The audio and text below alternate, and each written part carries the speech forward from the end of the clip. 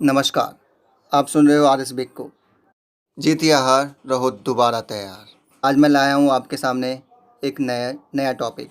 लेकिन टॉपिक जाने से पहले सुनो पहले एक ये कहानी। एक बार एक बूढ़ा व्यक्ति था जो सुनार के पास जाता है और उससे कहता है कि क्या आप मुझे अपना तराजू दिखा सकते हो? मुझे अपना कुछ सोना तोलना है बेचने के लिए। तो इस पर सुनार बोल उठता है कि पहला तो यह है कि तुम कुछ सोने के कण लाए हो और उसको तोलने के लिए तराजू मांग रहे हो, बल्कि यह तो ग्राम मशीन में तुलने लायक है।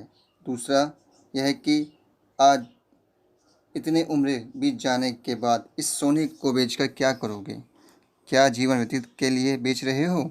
इस पर बूढ़े व्यक्ति ने कहा कि यह तुम्हारे लिए कुछ कण है, मेरे लिए तो यह एक भारी पत्थर के समान है। इसे बेचकर मैं व्यापार करना चाहता हूँ। यह सुनकर सुनार हैरान हो गया और कुछ समय बीता वह बूढ़ा व्यक्ति एक महान बिजनेसमैन बना।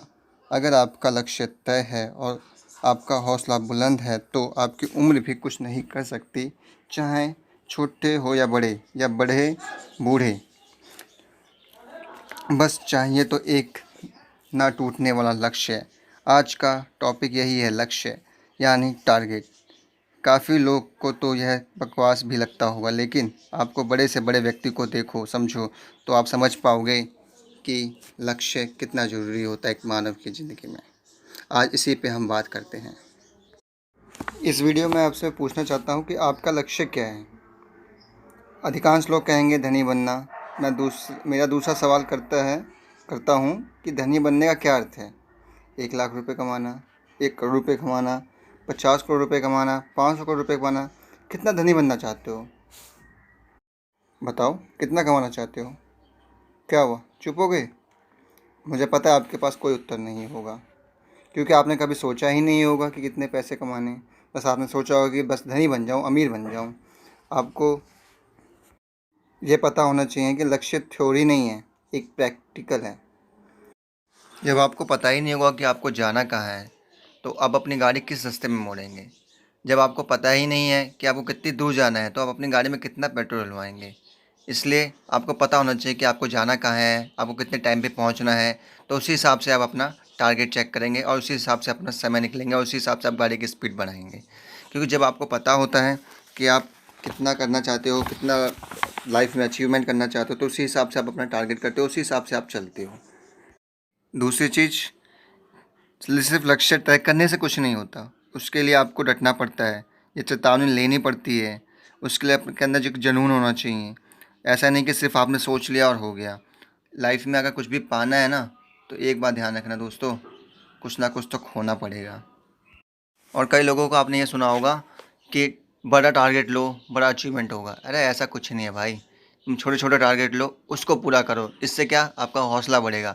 जब एक बार आप छोटा टारगेट पूरा करोगे तो एक बार फिर मन करेगा इससे बड़ा टारगेट लो, फिर आपको उससे बड़ा टारगेट मिलेगा तो फिर आप उससे और बड़ा टारगेट लोगे।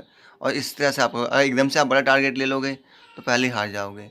आपने कभी कहीं बिजनेस काम करा होगा तो आजकल हर जॉब में टारगेट होते हैं। तो क्या एक ही बार में वो आपको बड़ा टारगेट देते हैं? नहीं, वो हर महीने चेक करते हैं। इस बार छोटा टारगेट, अगर बंदे ने अचीवमेंट किया तो फिर थोड़ा सा और बढ़ा के टारगेट, फिर बंदे ने अचीवमेंट किया फिर थोड़ा सा और बढ़ा के टारगेट। तो आने वाले टाइम में बंदा ऐसा अचीवमेंट करता है कि वो बहुत बड़ा टारगेट भी अचीव कर लेता है। लेकिन अगर उसे एकदम से पहले दिन ही बड़ा टारगेट दे दिया जाए तो कभी अचीव नहीं कर पाएगा और ना वो कभी फ्यूचर में अचीव कर पाएगा उस टारगेट को। तो यही होता है, आप छोटे छोटे टारगेट लेके चलो, एक छोटा सा एम बनाओ, पहले उसे पूरा करो, फिर उसके बाद उस एम के बाद रुको मत, उसका नया बड़ा एम बनाओ, उसके बाद रुको। क्या जब सीढ़ियाँ चढ़ते हो तो एक एक स्टेप चढ़ते हो, ना कि आप एक बार में भी पूरी सारी सीढ़ियाँ चढ़ जाते हो। आपका टारगेट बिल्कुल स्पष्ट होना चाहिए, आपको पहचान होनी चाहिए उसकी कि आपको करना क्या है, आपको पता होना चाहिए कि आपको करना क्या चाहते हो। आप उसे पाने योग्य हो, इंसान की सीमाओं के अंदर होना चाहिए, जो सच्चाई के करीब होना चाहिए। उसके लिए आपको अपनी सीमा तय करनी होगी कि आपको कितने टाइम में करना है। अगर उस टाइम पे नहीं हो पा रहा तो भी आपने हार मत मानो, पहले उसको करो, उसके बाद नेक्स्ट टारगेट करो यार। और एक और गुरु मन दे रहा हूँ मैं आपको कि अगर आपको सक्सेस होना है ना भाई, तो झुकना सीखो। अगर आप झुकना सीख गए ना जिसके सामने, आप पक्का जीतोगे। अब आप कहोगे कि झुकने में क्या फ़ायदा है? दोस्तों, अगर आप बड़ा बन के जाओगे ना, तो लोग आपको जलन से देखेंगे, ईर्ष्या से देखेंगे और कभी आपको आगे बढ़ने देंगे, खींचेंगे। अगर आप झुक के रहोगे, सबके साथ मिलकर रहोगे, सबको आप अपने से बड़ा मानोगे, तो सच कह रहा हूँ, आप खुद बड़े बन जाओगे पता नहीं चलेगा, लेकिन वो बड़ा आदमी एक दिन छोटा बन जाएगा आपके सामने। इसलिए बड़े आदमी के सामने झुको, छोटे आदमी के सामने झुको, हो सके तो सबके सामने झुको। जय हिंद, जय भारत। आज का टॉपिक यही ख़त्म करता हूँ, फिर मिलूँगा एक नए टॉपिक के साथ। अपना ख्याल रखिए और सुनते रहिए RS बिग को। जीत हो हार, रहो दोबारा तैयार।